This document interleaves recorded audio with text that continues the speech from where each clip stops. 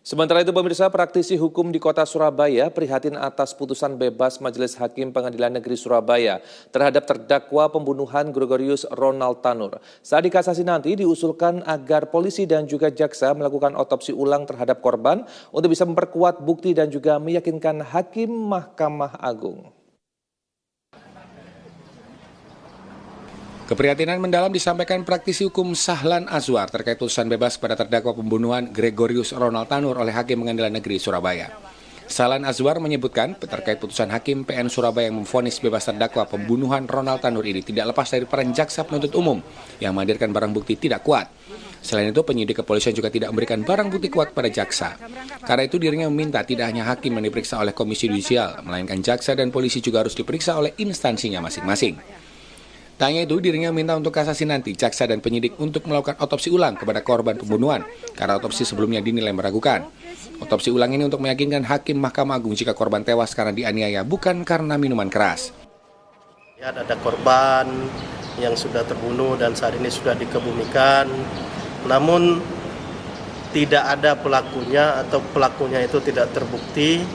Kita turut prihatin. Sebagai negara yang cukup hebat, polisinya cukup hebat, jaksanya cukup hebat ya, hakim-hakimnya cukup hebat dan dibayar tinggi oleh negara, mestinya berhasil ya mengungkap kasus.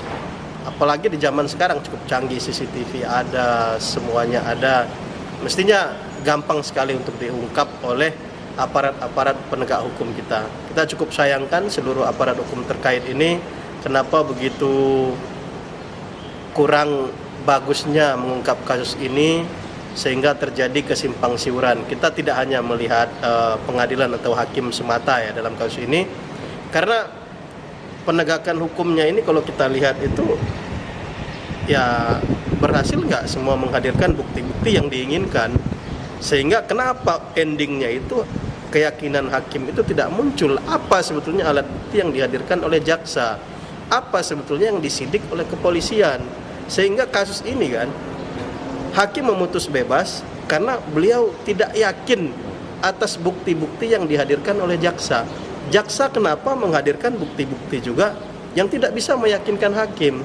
Polisi juga kenapa menyidik kasus yang muaranya itu tidak bisa meyakinkan hakim. Mestinya seluruh unsur ini terlibat.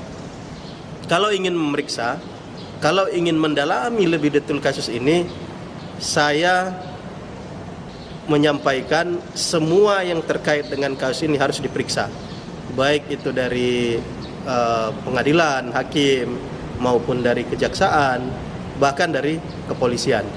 Itu yang pertama keyakinan saya, karena ya banyak sekali desain-desain kasus ya, kita nggak melihat kasus ini, yang sebetulnya desain-desain kasusnya itu berawal dari bawah, muncul dari penyidikan, terus penyelidikan, nanti di kejaksaan sampai di hakim. Kalau ingin menuntut sebuah kasus bebas misalnya, ya dari bawah sampai ke atas. Kalau lebih berat misalnya bisa dari bawah sampai ke atas.